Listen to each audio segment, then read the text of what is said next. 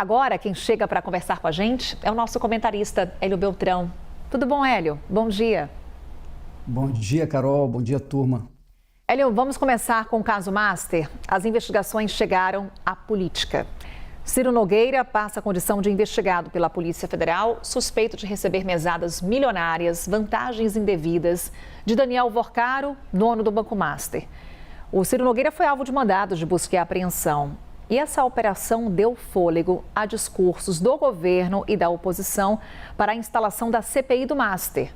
Mas é o que podemos esperar, na prática, Hélio, a investigação dá força à criação dessa comissão?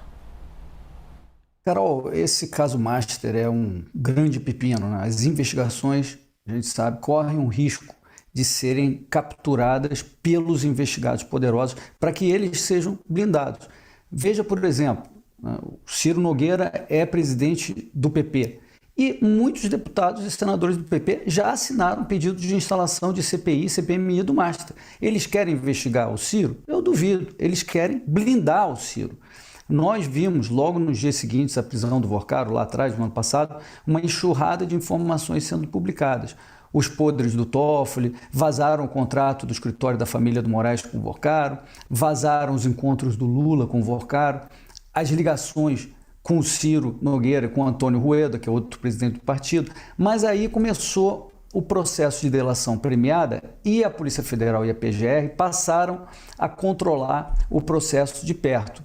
Eu já falei aqui sobre o risco dessa delação ser filtrada para preservar alguns e pegar apenas um ou outro do penúltimo andar. Por enquanto, o Ciro Nogueira e o Ibanez é que tendem a assumir a bronca. Mas a gente sabe que os tentáculos do Vorcaro são muitos. Para assumir com 50 bilhões de reais, ele precisou da ajuda de muita gente, de todos os poderes. Ele comprou muito apoio político disfarçado de consultoria. Ele corrompeu muita gente.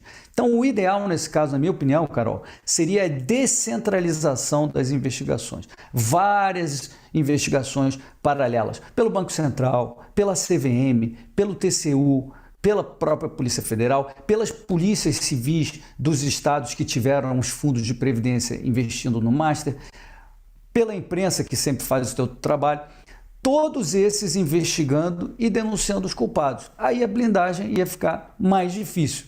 Então, mesmo que uma CPI seja facilmente capturável pelos próprios congressistas suspeitos, a CPI poderia, pelo menos, cumprir o papel de investigar a sujeira de outras autoridades que elas podem estar se blindando e vice-versa.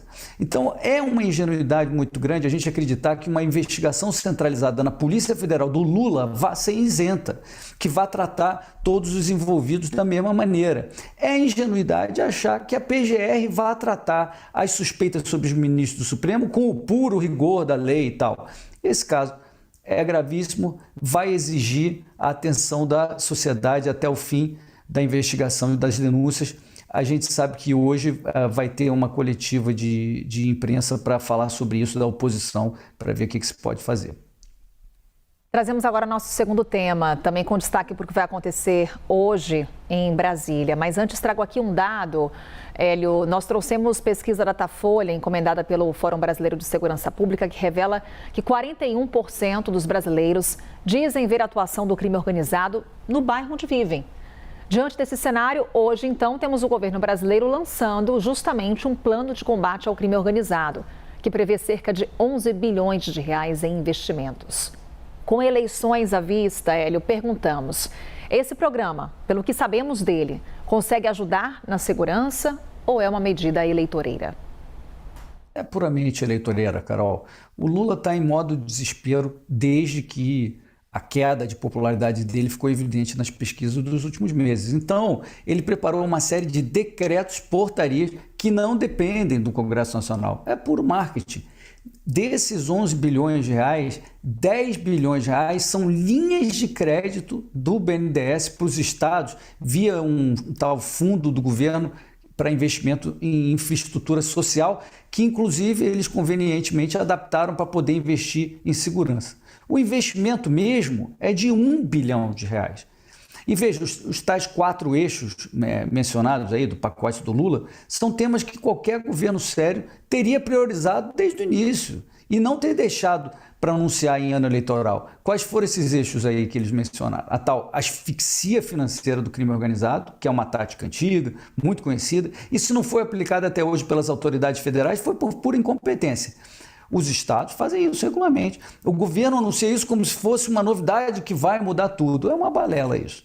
O outro eixo é investimento em presídios de segurança máxima.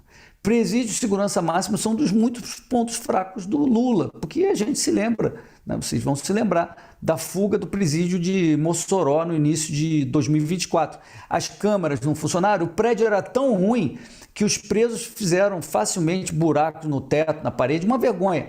Uma segurança máxima tabajara. Mossoró, por sinal, é um dos 5 presídios federais de segurança máxima, que é uma política criada com muito alarde no primeiro governo Lula, mas que teve resultados pífios. Por exemplo, Carol, nesses presídios, cada preso custa R$41 mil por mês, que é 15 a 20 vezes mais do que o custo de um preso nos presídios estaduais. Aí tem o terceiro tema, o esclarecimento de homicídios. Isso é responsabilidade única dos estados. E se os estados resolverem tomar esses empréstimos que o governo está oferecendo, eles podem até conseguir mais resultado, mas certamente vai ser muito mais mérito dos próprios estados do que do Lula. Ou seja, mais uma balela marqueteira. O último eixo é o combate ao tráfico de armas, que é outra atividade em que a Polícia Federal deveria estar empenhada faz tempo, é a atribuição dela, inclusive. Né? Então, Carol, esse plano do Lula me parece, além de uma jogada eleitoreira, uma grande confissão de incompetência, né? De que o governo teve dormindo esses anos todos de governo. Certamente o eleitor não vai cair nessa conversinha, não.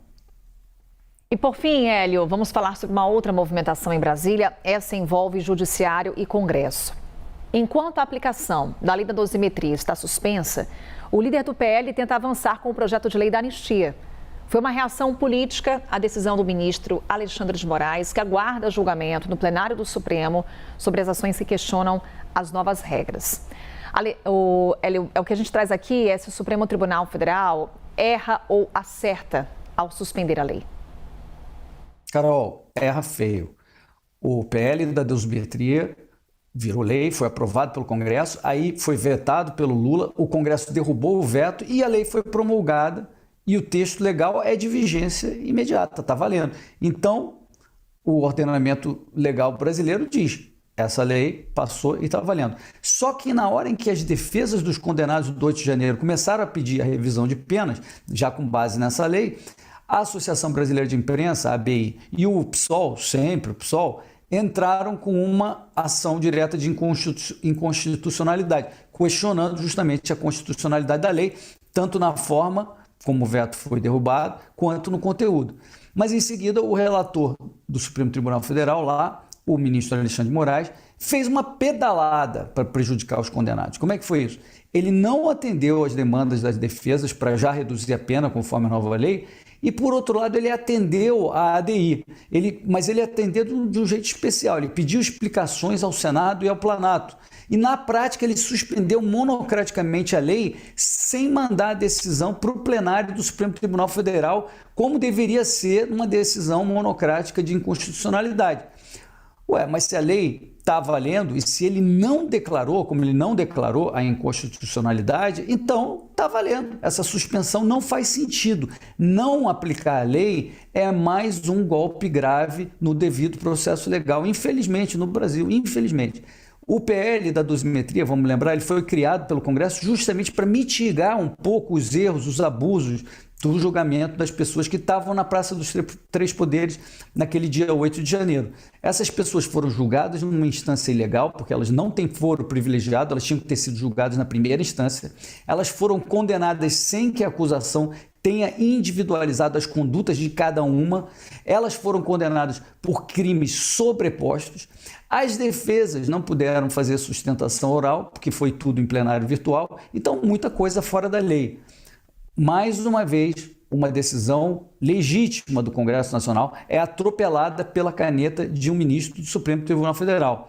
A sociedade brasileira espera que os senadores reajam a esse absurdo com altura. E aí eu mencionei, hoje a oposição vai fazer coletiva, inclusive para anunciar ações reativas a isso aí, Carol. Hélio Beltrão trazendo também sua opinião aqui para o nosso quadro. Hélio, muito obrigada, um ótimo dia, até quinta-feira. Para você também, Carol, até quinta.